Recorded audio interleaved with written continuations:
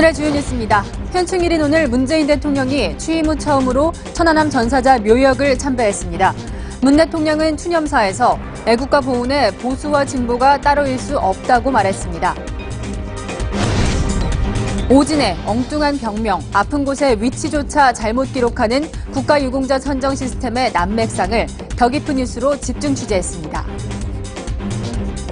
건강하게 치더라면 나라의 아들이고 다치면 너희들 아들이라. 대북 강경파인 볼턴 백악관 안보보좌관이 싱가포르 북미 정상회담에 동행하지 않는 것으로 확인됐습니다. 트럼프 대통령이 북미 정상회담의 성과로 자신에 대한 특검을 회피하려 한다는 분석이 제기됐습니다. 김영환 후보와 남경필 후보가 어제 경기지사 후보 토론회에서 이재명 후보의 여배우 스캔들 의혹을 함께 공격했습니다. 이 후보는 남 후보의 제주도 부동산 투기 의혹을 추궁했습니다. 네거티브로 얼룩지는 지방선거전을 해부합니다.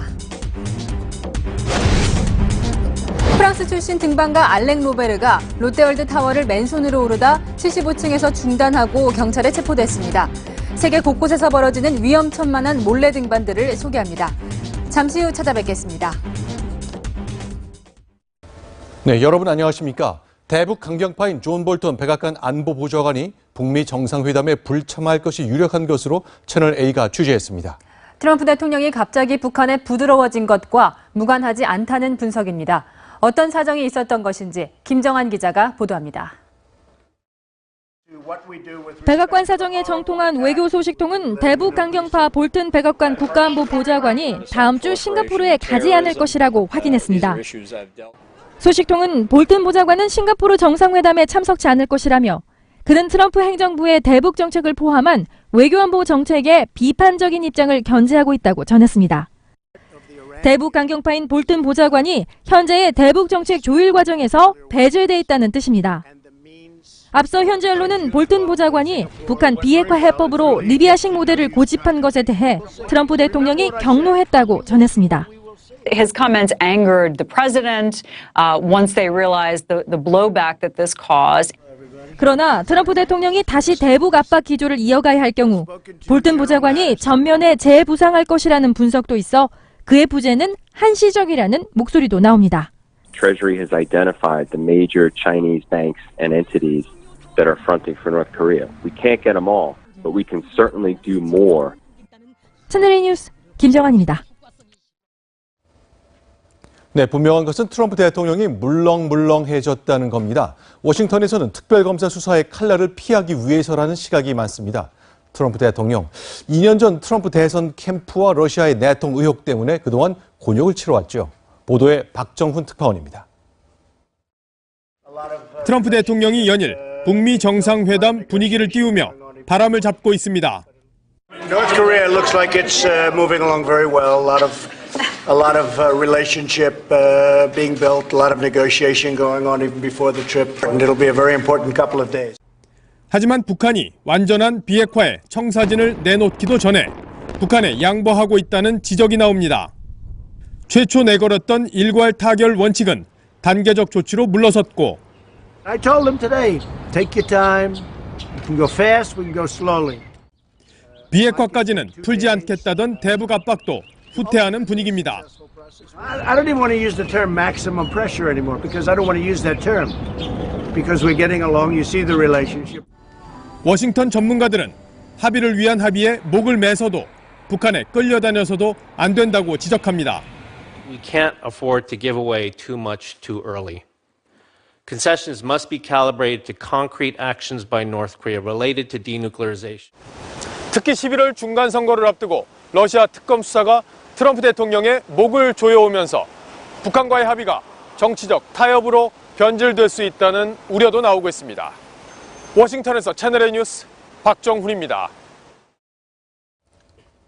네, 북미 두 정상이 가장 신뢰하는 혈육이라면 김여정과 이방카죠. 평창 올림픽 땐 마주치지 않았지만 다음 주 싱가포르에선 이 둘 만나게 될까요? 최선 기자가 보도합니다. 평창 올림픽 때 나란히 한국을 찾았던 김여정 노동당 부부장과 이방카 백악관 보좌관. 하지만 김 부부장은 개회식에, 이방카 보좌관은 퇴회식에 참석해 만남은 성사되지 못했습니다. 김 부부장은 당시만 해도 미국의 외면을 받았습니다. I didn't avoid the dictator's sister, but I did ignore her. 하지만 최근엔 굵직한 외교 행사마다 오빠 김정은을 밀착 수행하며 달라진 위상을 과시하고 있습니다. 4월 남북 정상회담과 5월 북중 정상회담, 그리고 러시아 외무장관과 회담 때도 김여정은 오빠 곁을 지켰는데 이번에도 함께 올 가능성이 큽니다. 트럼프 대통령의 딸 이방카도 싱가포르행이 점쳐지고 있습니다. 영부인 멜라니아 여사가 최근 신장 수술을 받은 탓에 이방카가 퍼스트레이디 역할을 대신할 수 있기 때문입니다. 김정은 위원장 옆에선 김여정, 트럼프 대통령 옆에선 이방카, 여동생과 딸 이상의 실세인 두 사람이 공식 수행원으로 싱가포르에서 마주 앉을지 주목됩니다. 채널A 뉴스 최선입니다. 네, 북미 정상회담의 구체적 장소가 확정됐습니다. 싱가포르의 작은 섬, 그곳에 있는 고급 호텔인데요. 왜 이곳으로 정했는지 김설혜 기자가 직접 가봤습니다. 센토사 섬이 북미 회담 장소로 결정된 건 철통 같은 경호와 보안 때문. 카펠라 호텔에 있는 산토사 섬으로 들어가는 길은 총 3가지입니다. 지금 제가 타고 있는 케이블카를 이용하거나 저 오른쪽으로 보이는 모노레일을 타고 건너는 방법, 그리고 700여 미터의 다리를 차로 이동하는 방법입니다. 이 세 길목만 막으면 외부로부터의 접근을 완전히 차단할 수 있습니다. 싱가포르 정부는 오는 10일부터 14일까지 센토사 섬 주변 해역을 특별 행사구역으로 지정해 해상 접근도 막을 계획입니다. 오늘도 센토사 섬 상공으로 해상 초계기와 대잠 헬기가 수시로 날아드는 걸 볼 수 있는데 벌써 철통 경계가 이루어지고 있는 겁니다. 섬 내부도 삼엄하긴 마찬가지입니다. 회담장으로 결정된 카펠라 호텔은 아예 들어갈 수도 없습니다. May I enter the hotel? I'm sorry, you can't. Why not? Sorry, me there? Yes, opposite. 호텔 주변엔 경찰이 쫙 깔렸고 섬 곳곳에 순찰차가 배치됐습니다. 트럼프 대통령과 김정은 위원장은 12일 오전 10시부터 단독 회담과 확대 회담을 차례로 가집니다. 세기의 담판인데 두 정상이 서로 얼마나 신뢰하느냐가 관건입니다. 회담장에서 5분 정도 거리에 위치한 팔라완 해변입니다. 트럼프 대통령과 김정은 위원장은 판문점 도보다리 때처럼 이곳을 거닐면서 허심탄회한 얘기를 할 가능성도 있습니다. 긴장을 풀고 스킨십을 강화할 기회인데 30도를 웃도는 무더운 날씨가 변수입니다. 싱가포르에서 채널A 뉴스 김설혜입니다. 김정은 국무위원장은 싱가포르로 갈 때 자신의 전용기를 탑니다. 이 전용기의 비행에 중국 정부가 중간 급유는 물론이고 전투기 호위까지 제공할 것으로 예상됩니다. 중국이 왜 이렇게까지 나서는 것인지 정동현 특파원이 분석했습니다. 김정은 위원장을 태운 전용기 참매 1호는 11일 싱가포르에 도착할 것으로 보입니다. 평양을 떠나 싱가포르로 가기 위해서는 중국 영공을 지나야 합니다. 중국은 참매 1호의 특별 경호 준비 작업에 착수한 것으로 전해졌습니다. 참매 1호가 중국 영공에 진입하는 즉시 전투기를 동원해 호위에 나선다는 계획입니다. 특별 경호 계획에는 급유를 위해 푸젠성, 푸저우를 경유하는 방안까지 포함된 것으로 알려졌습니다. 중국이 군사력까지 동원해 김 위원장을 호위하는 데는 뿌리 깊은 미중 갈등이 도사리고 있습니다. 북한과 중국의 밀착 관계를 과시하는 동시에 싱가포르로 향하는 길목인 남중국해에서의 미중 간 군사적 갈등을 고려한 조치라는 분석입니다. 중국 외교부는 오늘도 미국의 전략 폭격기가 남중국해를 비행하자 이를 맹비난했습니다. 第三，中方呢不会被任何所谓的军舰、军机吓到，只会更加坚定地采取一切的必要措施来捍卫国家的主权和安全，维护南海地区的和平与稳定。 중국의 목표는 한반도 문제에 대한 영향력 유지입니다. 귀국길에 시진핑 주석과 김정은 위원장의 회담이 이루어질 가능성도 제기되고 있습니다. 베이징에서 채널A 뉴스 정동현입니다. 현충일인 오늘 문재인 대통령은 취임 후 처음으로 천안함 폭침 희생자들의 묘역을 찾아 추모했습니다. 유자녀들을 청와대로 초청하겠다며 가족들을 위로했지만 북한에 책임을 묻겠다는 말은 없었습니다. 최재원 기자입니다. 취임 후 처음으로 천안함 46용사 묘비 앞에 선 문재인 대통령. 가족이 없어 홀로 남겨진 고 문영욱 중사의 묘비에 헌화합니다. 김정숙 여사는 고 김태섭 원사의 부인을 꼭 껴안고 위로합니다. 문 대통령은 희생자 자녀들을 청와대로 초청하겠다는 뜻도 밝혔습니다. 저희 유자녀들 대통령님께서 어깨 한번 이렇게 두드려줄 수 없습니까? 하니까 청와대 초청해서 저기 이런 걸 하느냐 해서 적극적으로 검토를 해보겠다. 다만 북한에게 천안함 폭침에 책임을 묻겠다는 언급은 없었습니다. 문 대통령은 제2연평해전, 연평도 포격 전사자 묘소도 참배했습니다. 추념사에서는 국가유공자에 대한 예우를 강조했습니다. 진정한 예우는 국가유공자와 유족들이 자부심을 가질 수 있을 때 비로소 완성됩니다. 애국가 보훈의 보수와 진보가 따로일 수 없습니다. 문 대통령은 남북관계가 개선되면 비무장지대의 유해 발굴을 추진하겠다고도 말했습니다. 채널A 뉴스 최재원입니다. 달라진 현충일 모습이 또 있습니다. 현충일에는 순국선열을 추모하며 태극기를 개양해야 하는데요. 요즘 젊은이들 사이에서는 오프라인이 아닌 온라인에 태극기 사진을 올리는 것이 유행이라고 합니다. 사공성근 기자가 보도합니다.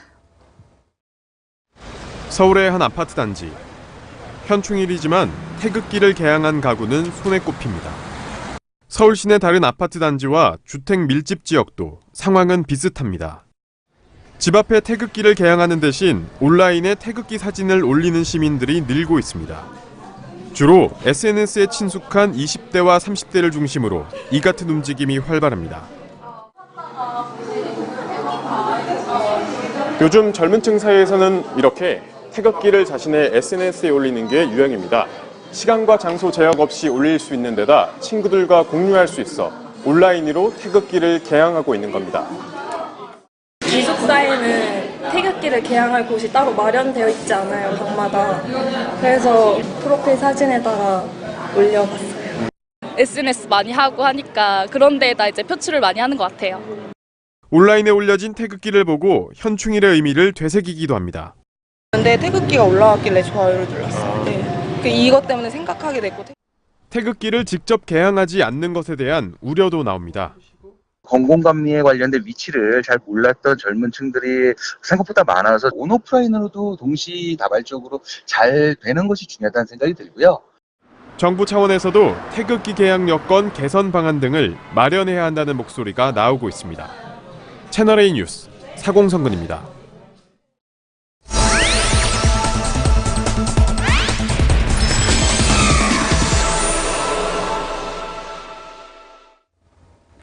호국 장병을 기리는 현충일, 우리가 더 생각해봐야 할 문제가 있습니다.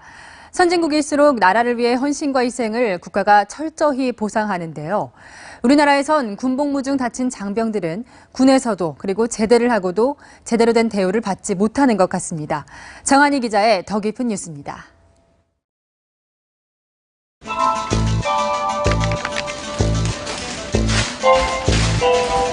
안녕하세요. 괜찮지?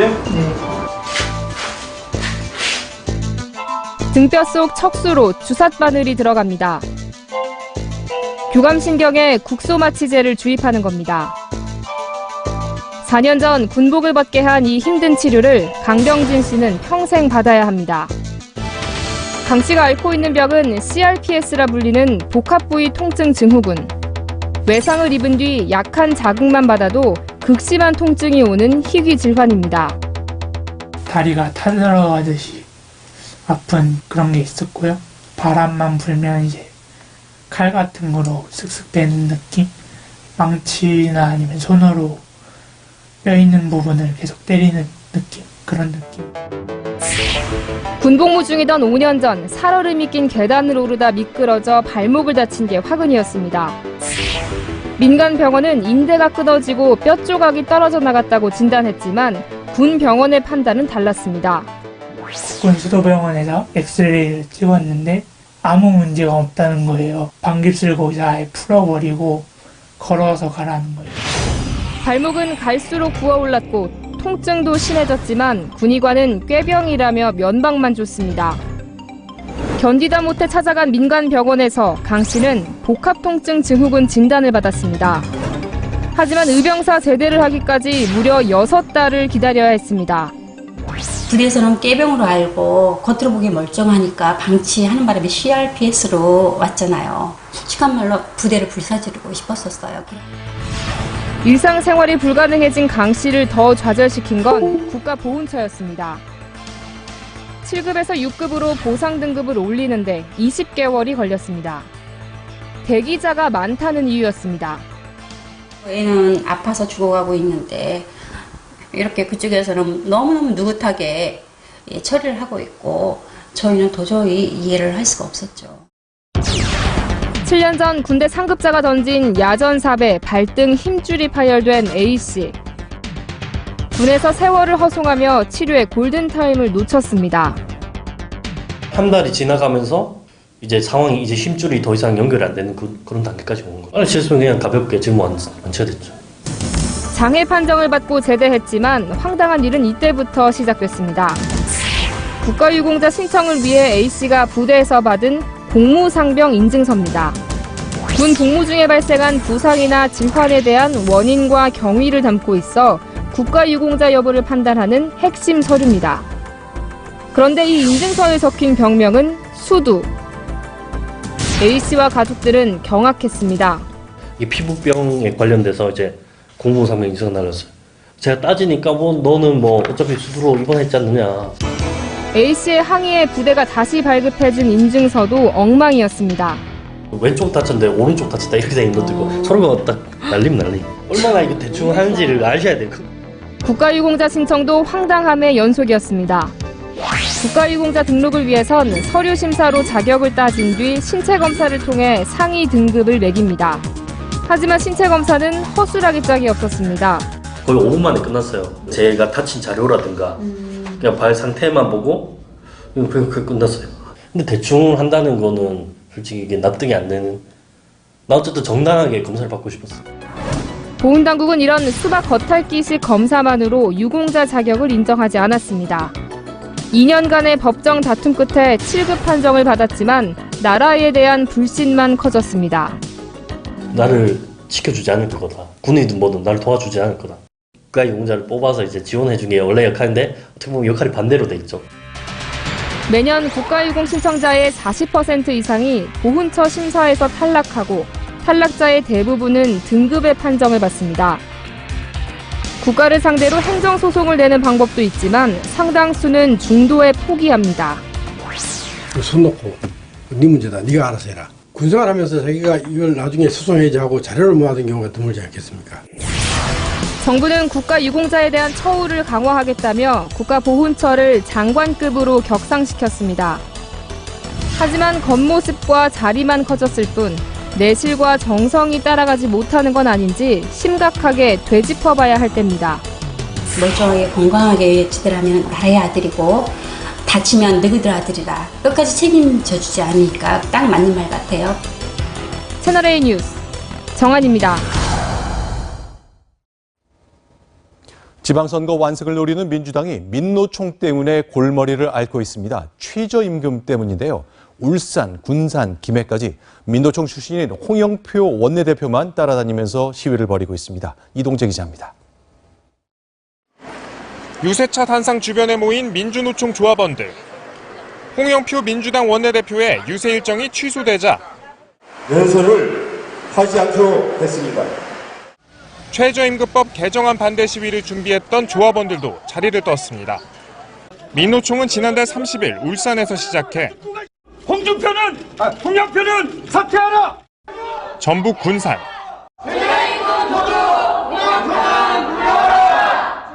경남 김해까지 아니 그 소리를 지르실 게 아니고 내 얘기를 소리 안 지르긴 했어요 지금. 홍영표 원내대표가 가는 곳마다 쫓아다니며 시위를 벌였습니다. 노조위원장 출신인 홍영표 원내대표가 개정안 통과를 주도했다는 이유에서입니다. 홍 원내대표는 언제든 토론할 마음을 갖고 있다며 유세 방해 행위는 삼가달라고 밝혔습니다. 하지만 민노총은 지방선거에서 민주당을 심판하겠다며 목소리를 높였습니다. 분명히 경고하고 확실하게 노동자의 분노를 보여주는 투쟁할 겁니다. 서울시 선관위는 최근 민주당의 선거운동을 방해한 혐의로 민주노총 관계자들을 수사 의뢰했습니다.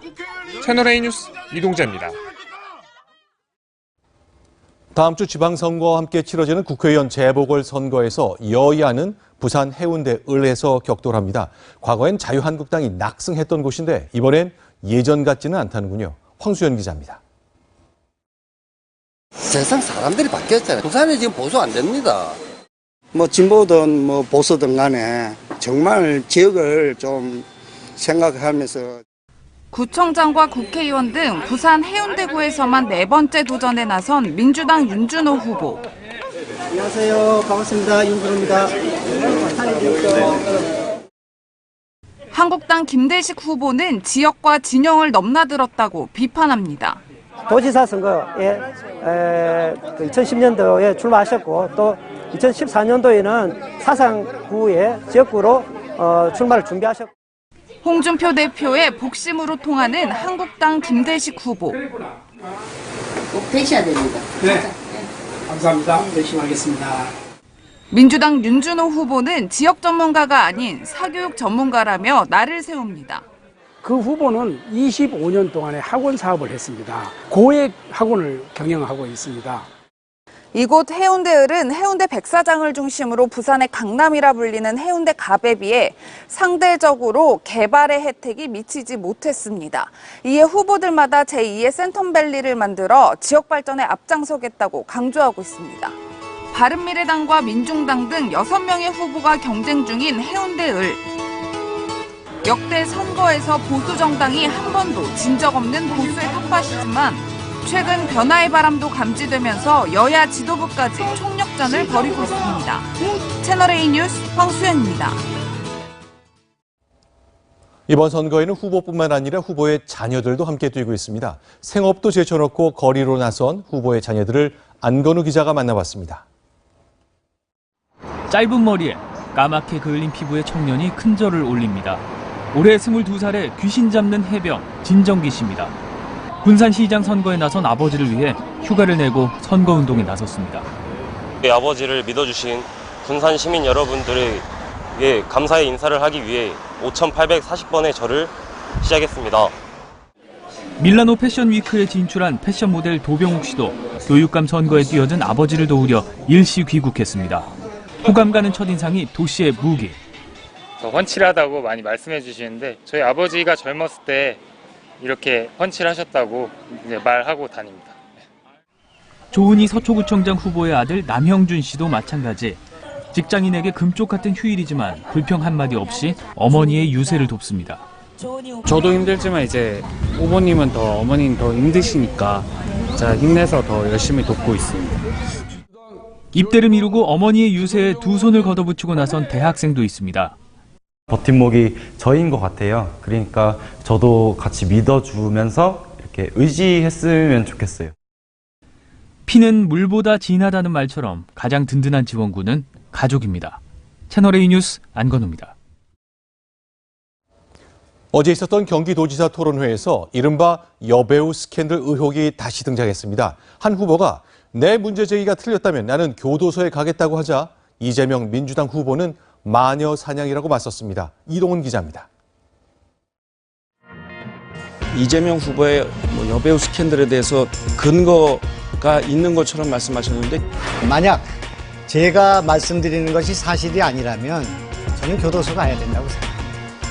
중세시대에 많이 하던 마녀 사냥입니다.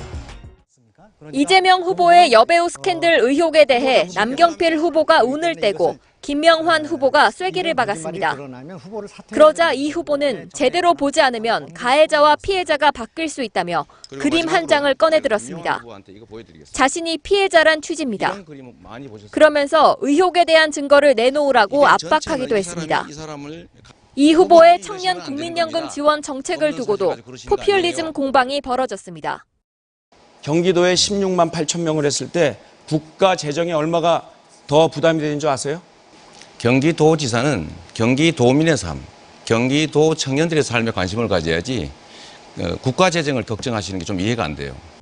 이 후보 측은 토론회가 끝난 뒤 대세 후보임을 입증했다고 자평했고, 남 후보 측은 이 후보가 본질을 흐리는 답변으로 일관했다고 비판했습니다. 채널A 뉴스 이동은입니다.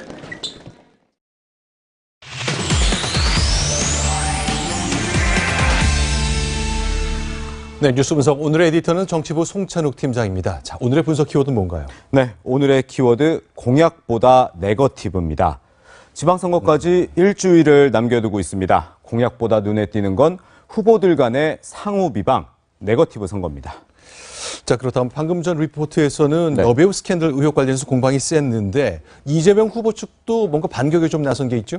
그렇습니다. 이재명 후보도 신상 비판에 가세하면서 정부에서 가장 치열한 네거티브 선거전이 경기에서 벌어지고 있습니다. 이재명 후보 측은 이제 지도에 보이실 텐데요. 남 후보의 제주도 땅에 대해 투기 의혹과 함께 농지법 위반 의혹을 제기했습니다. 경작하지 않으면 농지를 소유할 수 없다는 경자 유전 원칙을 어겼다는 겁니다. 농지법은 1996년에 시행이 됐거든요. 1987년에 남 후보가 산 땅은 위반이 아니고 2002년에 산 땅은 이미 사과했고 매각대금도 기부했다고 남 후보 측은 반박을 했습니다. 이 후보 측에선 이런 논평이 다시 나오기도 했습니다. 네, 이제 이재명 후보 캠프인데요. 2002년 이전 토지 취득을 농지법 위반으로 단정한 것에 대해서는 유감 표명과 함께 오류를 바로 잡으면서도 그러나 공세는 계속 이어가고 있는 겁니다. 대표적인 것 얘기를 소개해 주셨습니다. 경기도 그랬지만 이 전남 지역서도 이 네거티브 관련 뭔가 문제를 지적한 것 관련해서 얘기가 계속 나오고 있죠? 네, 많이들 들어봤을 겁니다. 우리가 남이가 이렇게 유명한 초원 복집 사건, 선거의 지역주의를 이용한 나쁜 전례로 기억이 되고 있습니다. 이번엔 부산이 아닌 호남에서 제2의 초원복집 사건 의혹이 제기되고 있습니다. 전남 화순에서 더불어민주당 관계자와 현직 이장 등이 자라탕 모임을 했다며 금품 향응 제공 의혹 등을 민주평화당이 제기를 했습니다. 이를 더불어 자라탕이라며 비하하기도 했는데요. 네, 보시면 이거는 그 민주당의 해명은요. 낙천자를 위로하기 위한 자리였다 이렇게 얘기를 했습니다. 그리고 수백만 원이 들었다는 평화당의 주장과 달리 농협장 선거에 낙선한 지역 번영 회장이 직접 키우는 닭 서너 마리를 요리하고 자라 2마리만 사온 것일 뿐이다 이렇게 반박을 했습니다. 저런 지적이 있으면 일단은 뭐 선거운동 시작 전이니까 여러 가지 논란이 있을 것 같은데 뭐 수사가 진행이 된다 하더라도 뭐 다음 주 선거 전에 결론이 나올 수는 없잖아요. 네, 사실상 어렵다고 봐야죠. 일단 전남선거관리위원회가 어제 검찰에 수사 의뢰를 했는데요. 이게 과연 이제 일주일 만에 결론이 나올 수 있을까? 이건 좀 의문인데 만약에 선거 이후에 불법 소지가 드러나면 물론 문제죠. 그러나 이제 또 불법이 아니다. 그렇게 되면 이건 또 무책임한 네거티브 선거가 되는데 이미 선거 결과는 나온 뒤가 되겠죠. 자, 그렇다면 강원도에서는 제2의 블랙리스트다. 역시 이런 것 관련해서 공방이 시작됐다면서요. 네, 강원도에서도 지금 네거티브전 뜨겁게 또 치열하게 되고 있는데요. 프로축구팀 강원FC의 문건입니다. 특이한 건 거래처 담당자의 정치적 성향을 분류한 부분이 있습니다. 축구팀 얘기를 지금 정치 얘기하면서 왜 꺼내냐 이렇게 궁금해하실 수도 있을 텐데요. 강원FC의 구단주는 강원도지사입니다. 즉 민주당 최문순 후보였죠. 자유한국당 정창수 후보 측에선 최 후보 측이 도민들의 정치적 성향까지 조사했다고 사찰 의혹을 제기했습니다. 이제 자라보고 놀란 가슴 소뚜껑 보고 놀란다고 해야 할까요? 박근혜 정부 블랙리스트 논란을 영상시킨다는 공세입니다. 근데 이제 좀 해명을 들어보면 강원FC는 거래처 상담 내용을 내부 자료로 보관한 것에 불과하다고 했고요. 이제 최 후보 측 역시 지나친 정치 쟁점화를 하고 있다고 선을 그었습니다. 사실관계는 좀 따져봐야겠지만 일각에서는 이젠 축구팀까지도 선거판에 나온다는 그런 뒷말도 나오고 있습니다. 선거가 일주일밖에 안 남았습니다. 이런 것 계속 이어질 것 같습니다. 알겠습니다. 송찬욱 팀장이었습니다. 고맙습니다. 국내 최고층 건물인 롯데월드타워입니다. 오늘 이 건물을 맨손으로 오른 프랑스의 유명 암벽 등반가가 경찰에 붙잡혔습니다. 프랑스 스파이더맨으로 불리는 이 남성, 건물을 오른 이유가 독특했습니다. 정현우 기자입니다. 한 남성이 고층 건물 외벽에 아슬아슬하게 붙어 있습니다. 안전장비도 없이 맨손으로 건물을 오르고 있는 겁니다. 이 남성은 프랑스의 유명 암벽 등반가인 알랭 로베르입니다. 프랑스의 스파이더맨으로 불리는 로베르는 1997년 호주 시드니 타워를 오른 이후 지금까지 150여 개의 고층 빌딩을 등반했습니다. 2011년에는 당시 세계 최고층 건물인 두바이의 부르즈 칼리파를 6시간 만에 올랐습니다. 오늘 로베르가 오른 롯데월드 타워도 123층 높이의 국내 최고층 건물입니다. 신고를 받고 출동한 경찰은 곤돌라를 타고 내려가 설득 작업을 벌였고 로베르는 75층에서 등반을 중단했습니다. 현행범 체포합니다. 변호인을 선임할 수 있고. 로베르는 남북 화해를 기념하기 위해 등반했다고 주장했습니다. Because something is happening at this point of time which is very and completely amazing and historical.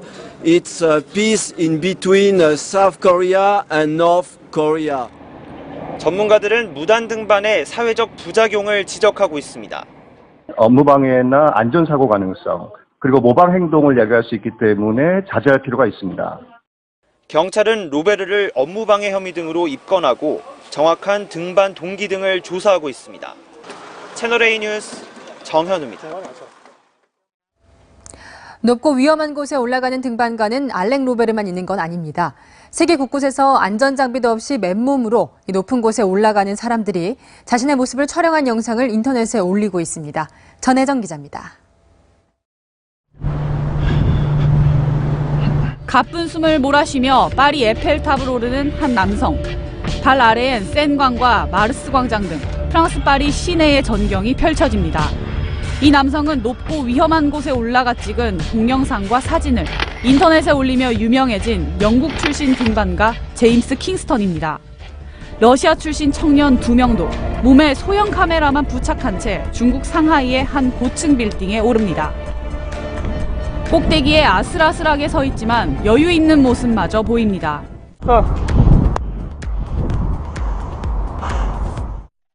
중국 상하이에 있는 420m 높이의 진마오 타워나 두바이의 수많은 초고층 빌딩은 이미 등반가들의 명소가 됐고 이집트 피라미드 등 오를 수 있는 곳이라면 모두 등반 대상입니다. This is the goal for tonight.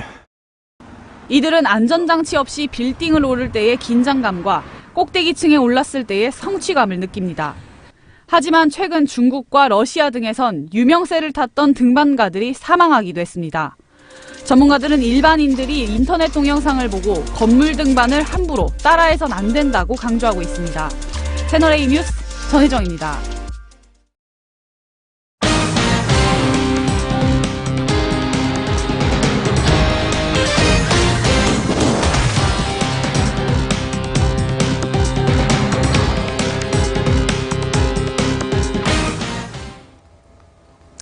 양승태 전 대법원장 시절 청와대와 재판 거래를 했다는 의혹을 수사하는 문제를 둘러싸고 법원이 둘로 쪼개져 극한 대립을 이어가고 있습니다.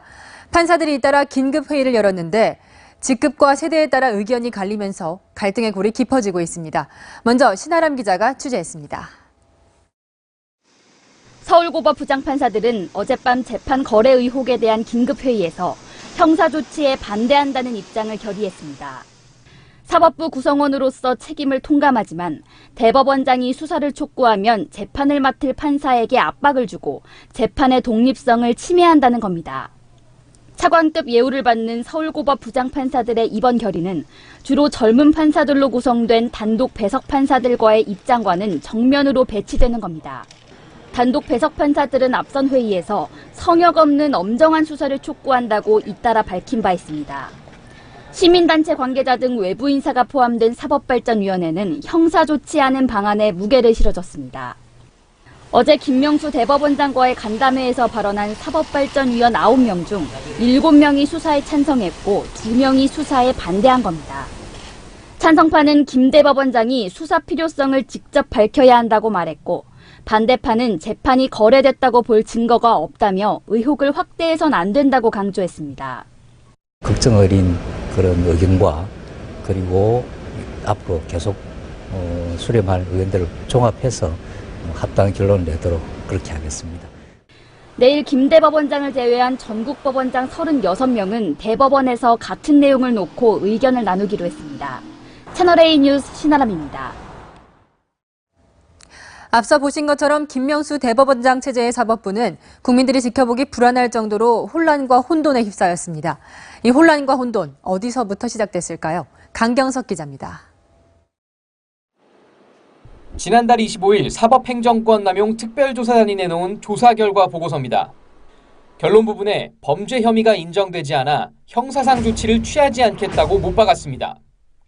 이렇게 사태가 마무리되는 듯 했지만 사흘 뒤 김명수 대법원장의 말 한마디에 분위기가 급변했습니다. 관련자들에 대해서 검찰 수사를 맡기실 생각이 있으십니까? 방금 말씀하신 그런 부분까지 모두 고려하겠습니다. 김 대법원장이 고발 가능성을 열어놓자 특별조사단을 이끌었던 안철상 법원행정처장도 조사단의 결론을 뒤집는 듯한 발언을 내놨습니다.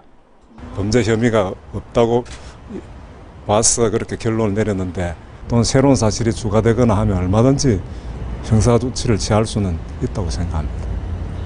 이후 판사들은 관련자들의 형사 조치 여부를 놓고 갈라져 극한 대립을 이어가고 있지만 김 대법원장은 결정을 유보하고 있습니다. 말을 아끼면서 아주 경청하는 시간을 갖겠습니다. 법원 안팎에선 김 대법원장이 이번 사태를 자초했다는 비판과 함께 사법부 내홍을 수습하는 게 우선이라는 지적이 나옵니다. 채널A 뉴스 강경석입니다.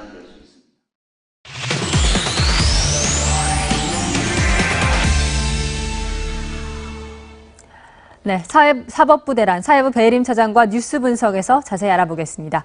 키워드 먼저 설명해 주시죠. 네, 오늘의 키워드는 판도라의 상자입니다. 이번에 공개된 문건을 두고 판사들은 판도라의 상자가 열렸다고 말을 합니다. 위험한 비밀이 공개됐다는 얘기입니다.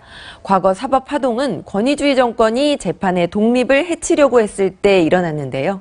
이번에는 법원 스스로 공개한 내부 문건이 판사들의 내부 갈등으로 이어지는 새로운 형태의 사법파동입니다. 대법원 그리고 사법부의 대란 사태 어떻게 전개될지 전망해 보겠습니다. 네, 지금 회의를 하면 할수록 판사들의 의견이 수렴되는 게 아니라 오히려 분열이 계속되고 있는 것 같은데 계속 이렇게 혼란이 가중되는 이유가 무엇입니까? 네, 이번에 공개된 문건 차근차근 봤더니요. 청와대가 큰 불만을 표시하는 민감한 재판에 대해서는 재판부의 동향을 신속하게 알려주기로 한다. 이런 내용이 들어 있습니다. 이걸 두고 판사들은 법원행정처가 스파이와 같다. 이렇게 비판을 하고 있습니다. 청와대의 국정 장악력이 떨어지는 국면에선 대법원이 이니셔티브, 즉 주도권을 쥘 수 있다면서 정치를 하려고 하는 장면도 나옵니다. 박근혜 전 대통령의 뜻과 일치하는 판결을 가지고 생색을 내려는 장면도 목격이 됩니다. 이런 일련의 행동들을 법적으로 처벌할 수 있느냐를 두고 판사들 사이에서 의견이 엇갈리면서 이 혼란이 계속되고 있는 겁니다. 네, 충격적인 내용들인데 김명수 대법원장은 이 문건들을 공개할 때 이런 혼란이 생길 거라고 예상을 못했을까요? 네, 판도라의 상자를 먼저 연 건 김명수 대법원장입니다. 맨 처음에는 크게 비판받을 일이지만 형사처벌할 사안은 아니라고 했습니다. 그런데 양승태 전 대법원장과 당시 대법원을 공개적으로 비난하려고 끝내려고 했던 것 같다. 이런 분석이 나오죠. 하지만 공개된 문서를 본 사람들의 시각은 달랐습니다. 대법원이 판사에게 물론 유죄 판결을 해라 또는 무죄 판결을 해라라고 직접적으로 지시한 정황이 문건에 드러나 있지는 않습니다. 하지만 사법부가 직권을 남용한 것인지 이런 국민적인 의혹을 해소해야 한다는 목소리가 커지고 있습니다. 이 모든 의혹이 검찰의 수사선상에 오르는 게 과연 바람직한지 의견이 분분하지만요.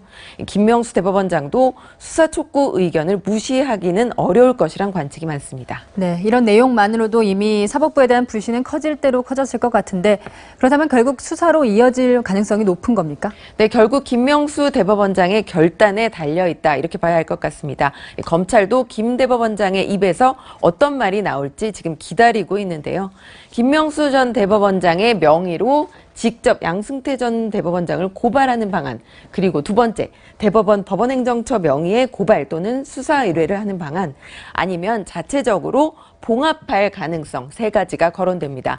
그런데 만약 고발 또는 수사 의뢰를 한다면 사상 초유의 전직 대법원장 그리고 대법원 수사가 시작됩니다. 김명수 대법원장도 이미 판사 컴퓨터를 강제 개봉한 혐의로 고발이 된 상태입니다. 대법원의 압수수색과 관련자 영장 청구 여부 그리고 이 영장을 누가 발부하거나 기각할지를 두고도 고민이 깊어질 수 있다는 얘기입니다. 네, 이 세 가지 가능성 모두 굉장히 이례적인 일이 될 것이고 어떤 것을 선택한다고 해도 후유증이 굉장히 심할 것 같아요. 네, 대법원과 청와대의 재판 거래 의혹은 끊이지 않아 왔죠.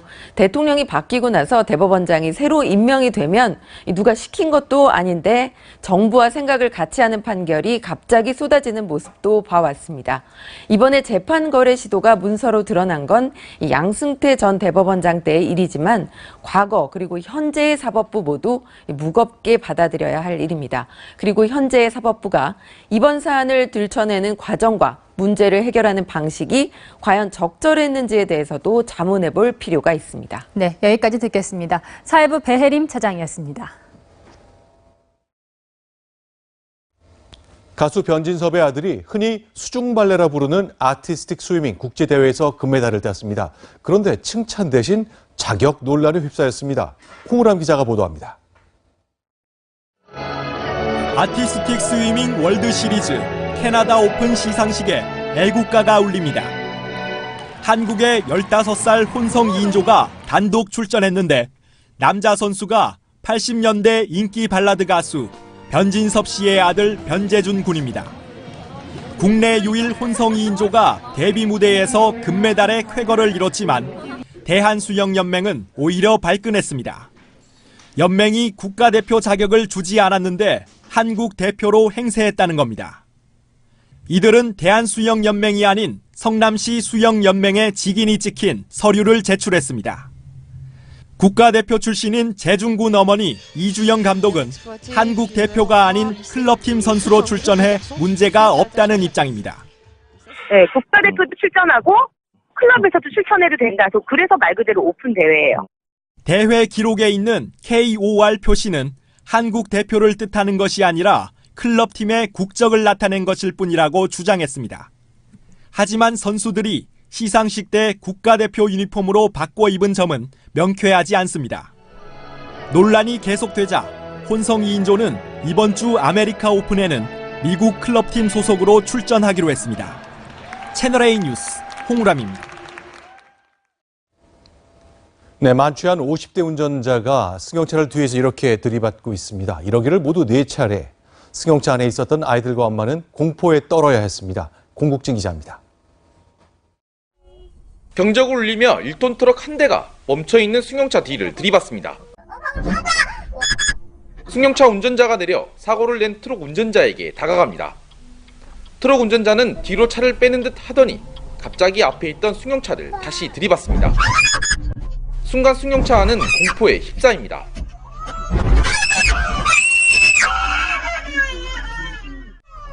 차에 있던 1살, 2살 아이들은 울음을 터뜨리고 아이 엄마는 다급히 경찰에 신고 전화를 겁니다.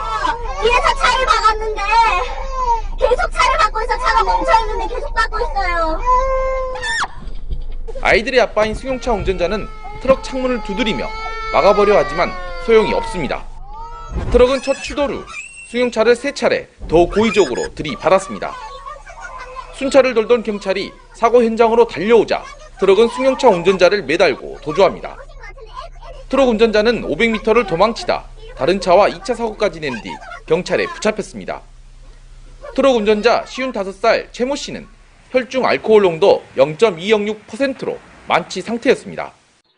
자기 술이 제 계획을 못하고 있습니다. 우리가 그에 이제 혐의를 두고 지금 조사를 하고 있습니다. 다행히 승용차에 타고 있던 아이들은 크게 다치지 않았지만 아이 엄마는 전치 3주에 부상을 입었습니다.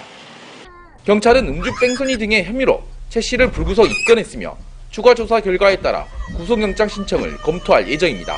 채널A 뉴스 공국진입니다. 경기도 이천의 한 하천에서 열대 어종인 구피가 집단 서식하는 게 확인됐는데요. 이 어종은 원래 기온이 높은 남미에 주로 산다고 합니다. 열대 어종이 어떻게 이천까지 오게 됐는지 허욱 기자가 현장에 다녀왔습니다. 경기 이천 지역을 가로지르는 죽당천. 이천의 젖줄인 조카천의 지류입니다. 그런데 송사리 정도 크기의 작은 물고기가 눈에 띕니다. 바로 관상용으로 많이 키우는 열대어, 구피입니다.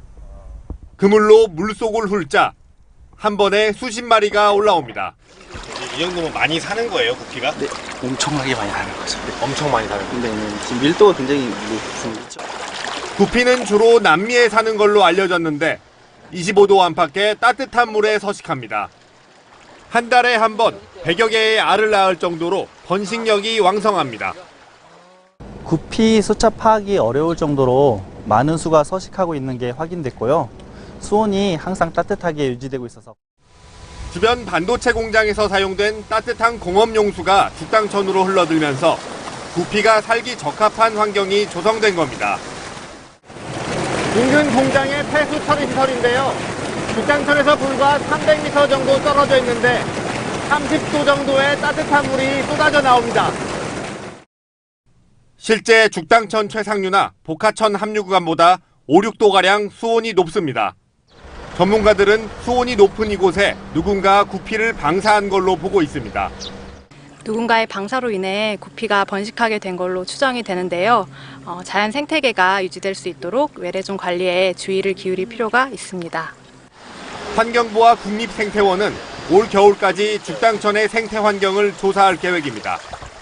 채널A 뉴스 허욱입니다.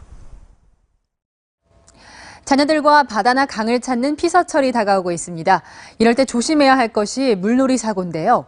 잠깐이면 배울 수 있는 생존 수영이 큰 도움이 됩니다. 생존 수영이 무엇인지 김민지 기자가 알려드립니다. 인천 앞바다에서 중학교 2학년 학생이 파도에 밀려 휩쓸려 나간 긴급한 상황. 자세히 보니 하늘을 보고 팔을 편 채 떠 있습니다.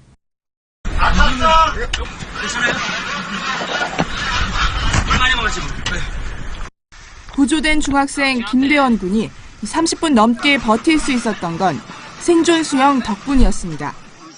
김 군이 사고 1년 만에 생존 수영 교육 현장을 찾았습니다.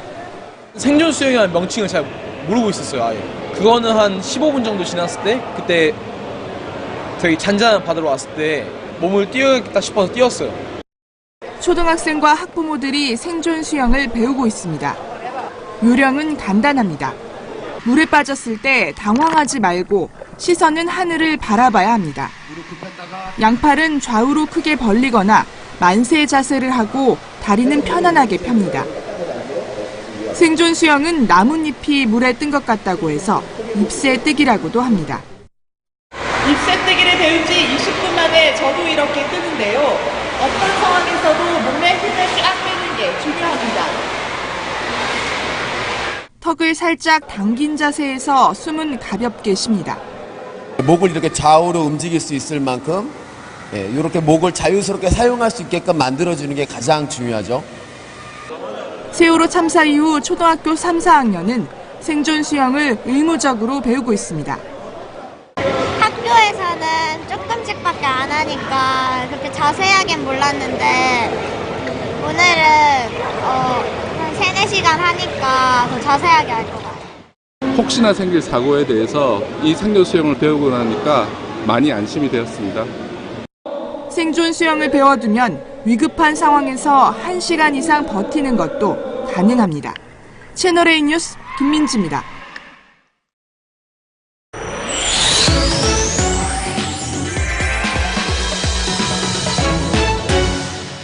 뉴스터치 오늘은 이 주택가 폭발 사고 미스터리입니다.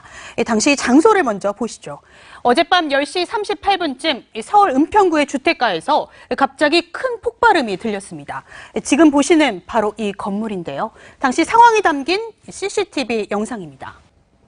편의점 CCTV 화면이 갑자기 번쩍거립니다. 깜짝 놀란 시민들이 자리에서 일어나고 직원도 뛰쳐나가는데요. 잠시 후 경찰이 출동하고 국립과학수사연구원 관계자가 시민들을 급히 대피시킵니다. 건물 뒤편에선 주민들이 휴대전화 불빛을 밝히며 상황을 살피는데요. 경찰과 소방은 주변을 통제합니다. 이 폭발 사고는 이 건물 5층에서 일어났습니다. 주변에는 이렇게 경찰 통제선도 쳐져 있는데요. 유리창이 깨지면서 떨어진 유리 파편도 보입니다. 이 사고로 5층에 살던 53살 A씨가 손에 심한 부상을 입고 병원으로 옮겨졌는데요. 유리창이 깨지면서 주차된 차량도 파손됐습니다. 팍 소리가 났어요. 아주 진짜 엄청나게 크게 소리가 나서 여기에서 폭발이라 뭐가 폭발이 됐나 보다. 상가 주민들 다 나왔어.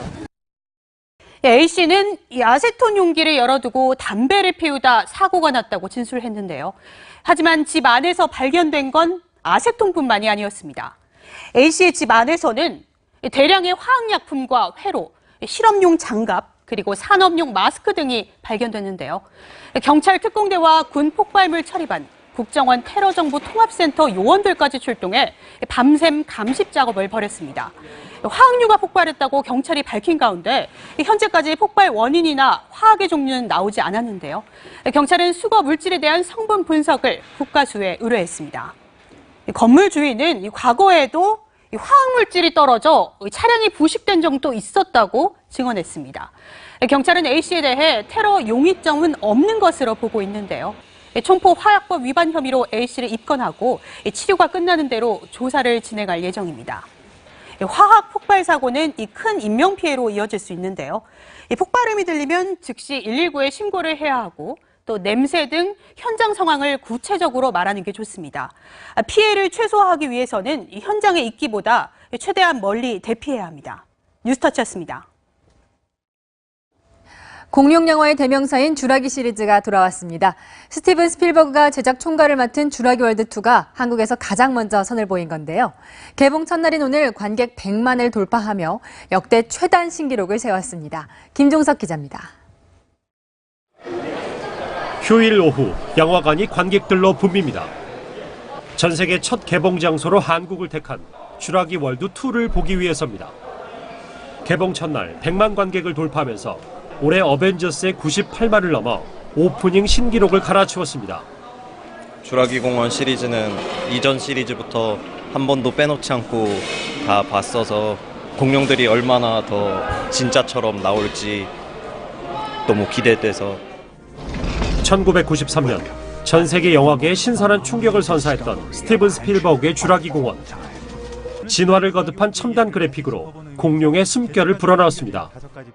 인간의 동작을 본떠 하나하나 움직임을 완성했고 근육과 피부 조직을 완벽히 재현한 전편과 마찬가지로 초대형 수중 공룡 모사사우루스의 모습은 관객의 눈과 귀를 사로잡기에 충분합니다. 쥬라기 시리즈의 원작격인 쥬라기 공원 1, 2편에 출연했던 말콤 박사가 21년 만에 영화에 재등장한다는 점도 볼거리입니다. These creatures were here before us. 상반기 스크린을 독식했던 히어로 군단 어벤져스에 이어 이번엔 헐리우드 공룡 군단이 그 바통을 이어받을지 주목됩니다. 채널A 뉴스 김종석입니다. 이제 서울에서 냉면 한 그릇을 먹으려면 10,000원은 준비를 해야 합니다. 지난해보다 1,000원 가까이 오른 건데요. 냉면을 즐겨 찾는 소비자들의 부담도 커지고 있습니다. 백승우 기자입니다. 서울의 한 냉면집. 점심시간이 지났는데도 식당 안은 손님들로 빈자리가 거의 없습니다. 하나에 얼마씩 하는 거예요? 물냉면 하나 10,000원씩. 냉면은 무슨 냉면이 10,000원이에요. 다른 냉면집도 가격을 1,000원 올렸습니다. 최저임금이 좀 오르고 그리고 휴무가 주 5일째 근무를 하다 보니까 직원을 많이 채용을 했어요. 그러다 보니까 많은 고객이 부담하고. 실제 서울 지역의 냉면 가격은 평균 8,769원으로 지난해 같은 달보다 800원 넘게 올랐습니다. 소비자들이 즐겨 찾는 외식 메뉴 8개 가운데 가격 상승률이 가장 높습니다. 여름철 냉면을 즐겨 찾는 소비자들은 오른 가격에 부담감을 느낍니다. 3인칭에서 조금 즐겨 찾았던 부분인데 금액이 조금 이렇게 올라가면 3인칭이라고 하기에는 조금 힘들기도 하고. 요즘 냉면 10,000원 너무 비싸서 약간 부담되는 가격인 것 같은데. 채널A 뉴스 백수입니다. 한국 바이오 산업은 해마다 10% 안팎 성장하고 있어 미래 성장 동력으로 꼽히는데요. 이 바이오 산업의 메카 미국 보스턴에서 세계 최대 바이오 행사가 열리고 있습니다. 현지에서 이상희 기자가 취재했습니다. 바이오 기업에게 생산 장비만이 아니라 공장까지 만들어주는 다국적 대기업입니다. 선박으로 싣고 온 설비로 블록을 조립하듯 고객이 원하는 공장을 정교하게 짓습니다. 신약 허가가 난 뒤 대량 생산이 시급한 바이오 기업은 이런 방식으로 공장을 지으면 18달 후 시제품을 생산할 수 있습니다. We're providing Flex Factory biomanufacturing flexible configurable platforms that are the production brains of the QBO. We're able to provide by parallel processing an 18-month timeline for the build of the QBO facility. 의약품 위탁 생산으로 국내 바이오 산업을 이끌고 있는 기업은 가상현실 기술로 고객을 끌어들입니다. 공장 세계 크기가 25번째 바이오 USA가 열리고 있는 이곳 보스턴의 야구장보다 10배 큰 면적이라는 점을 강조하고 있습니다. 방문객은 IT 기반 콘텐츠인 AR과 VR로 인천 송도에 있는 세계 최대 규모의 바이오 의약품 생산 공장을 체험할 수 있습니다. 8번 연속 창설 우리 회사에 대해 바이오 USA가 맨 앞자리 장소를 구축해줬습니다. 그래서 우리 고객사들이 1시간에 한 150에서 200명 사이에 파스트로. 국내 업체 20여 곳을 포함해 세계 76개국에서 5천여 개 업체가 바이오 USA에 참가해 사업 기회를 넓혀가고 있습니다. 보스턴에서 채널A 뉴스 이상희입니다.